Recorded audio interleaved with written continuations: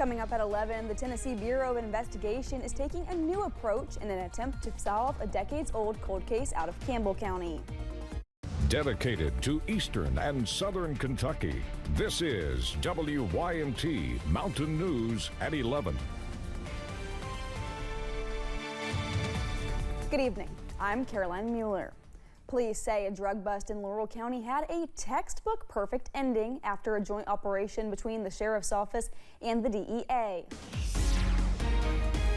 Investigators took more than 6 ounces of meth and arrested 35-year-old Timothy Hampton after he initially refused to leave a home off Newt's Way. Officials say he tried to flush the drugs but failed. Hampton now faces multiple drug and parole violation charges.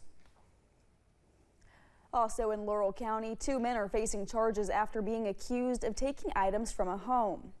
Police responded to a complaint just after 11 a.m. at a home off County Farm Road. When police arrived on scene, they say Sean Abner and Chad Witt left in their vehicle out of Mitchell Creek Road before they stopped and tried to evade police on foot. Abner and Witt then went their own ways before they were eventually arrested. In Harlan County, a man is facing charges after a woman claims she and her children were being held against their will. Sheriff's deputies responded to the incident on Friday in the Dayhoyt area. Police attempted to make contact with James Runyons, but he reportedly left the area. Police later found him after they were able to establish a perimeter and launched a drone in the vicinity. Runyons was taken to the Harlan County Detention Center. A Kentucky State Police trooper who was previously indicted for excessive force was arrested on DUI charges. Trooper Jared Lewis was charged with DUI and having an open container. The arrest slip says Lewis admitted to drinking these 3 twisted teas and 1 pirate water before getting into an argument with his wife and driving to a church to cool off. Police say he blew a .218 blood alcohol level, more than double the legal limit. A Floyd County man is behind bars after police say he attempted to commit murder. Police responded to a shooting that happened last Saturday on US 23 in the Herald community.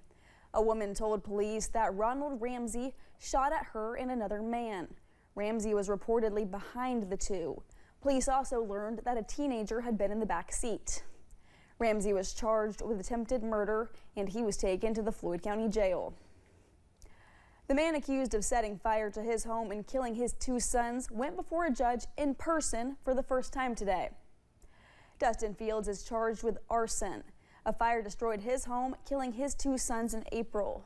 The location for the hearing was at the Franklin County Jail due to ongoing work to mitigate flood damage at the courthouse.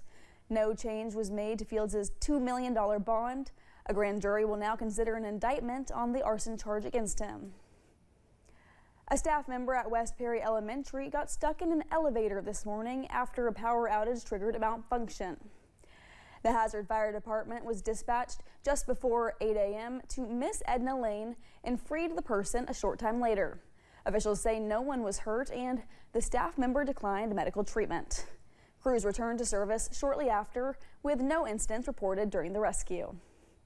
Well, it's been a mix of rain and shine these last couple of days, so let's go ahead and send it over to WYMT First Alert meteorologist Megan Desmond to see if this pattern will continue. Megan.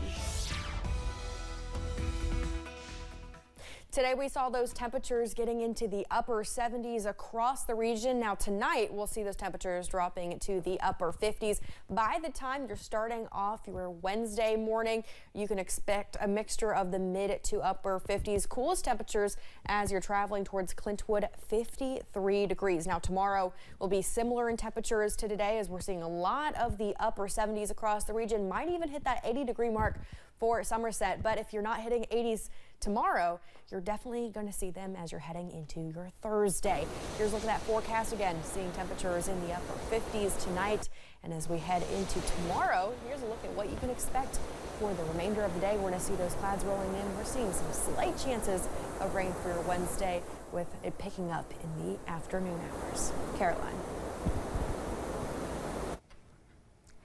We first told you yesterday the Tennessee Bureau of Investigation is now offering a $10,000 reward in a decades-old cold case. Tracy Sue Walker was just 15 years old when her remains were found in Campbell County back in 1978. Now the TBI is trying a different approach to get answers, partnering with a high school sociology class in a unique effort to raise awareness and push for new leads. Sam Luther has the story. I know it's been a little over 40 years, but say something. Because there's people that know. For the brother of Tracy Sue Walker, there are still questions to be answered. The 15-year-old from Indiana's remains were found in a remote part of Elk Valley in Campbell County, a murder investigation that still hasn't yielded a killer. She is just as deserving of justice as other people who have already been given justice and families who already have closure. It kind of hits home to me because I do have a younger sister who's 15, and I believe that, like, even though she gets on my nerves, like, I could never think of something like this happening to her. The TBI is partnering with Elizabethton High School and sociology teacher Alex Campbell's class to come up with creative ways to push for answers on what happened to Tracy Sue Walker. A sign, a banner of some sort talking about Tracy Sue Walker, just something an eye catcher. As a class, they printed signs, wrapped a car, and even had a plane display this message as it flew over Campbell County. It's a unique class that hopes to teach students a valuable lesson. And they should always be looking for ways that they can help others. They shouldn't say, well, that's not my problem, or that's not my responsibility. Instead, they should be saying, how can I help people who need help? While investigators hope it can keep this cold case alive. Relying upon changes, like relationship changes in people's lives. People may be willing to come forward with information, but they just need to be reminded of it sometimes. Hopeful that these unique methods led by students can give a family closure. So I have to believe that something good's going to come from this, and I can't wait to see it happen. That was Sam Luther reporting. The teacher leading that project says his goal was to keep students engaged, drawing from his own experience of being bored in high school. While it's the first time TBI has teamed up with a school, he's used similar projects before. Again, the TBI is now offering a $10,000 reward for information that could help solve Tracy Sue Walker's case. The number to call is in the WYMT News app. Kentucky politics are seeing big changes with new faces entering major races. U.S. Senator Mitch McConnell is not seeking re-election in 2026, opening the field for several candidates.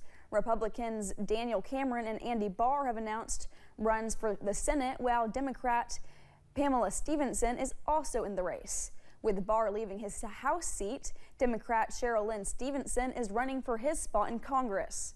Governor Andy Beshear says he won't run for Senate, but continues to gain national attention as a potential 2028 presidential candidate. A group of lawmakers gathered at the state capitol for the ceremonial signing of House Bill 90. The bill is also known as the Mary Carol Akers Birth Centers Act, or Love Them Both 2025 Act. Governor Andy Beshear vetoed the bill after the legislative session. The measure seeks to ensure Kentucky women and medical professionals get the clarity they need when making critical medical decisions. That includes defining what is and what is not considered an abortion. House Bill 90 shows that our legislators are just as committed to mothers as they are to preborn children. Critics of the bill argue the legislation does not go far enough. This was one of the last formal ceremonies in the Capitol Rotunda before renovations begin. Coming up on Mountain News at 11, Kentucky's oldest known World War II veteran has died. Storms calm down this evening, and we have a little bit of calm before we have more storm chances this weekend.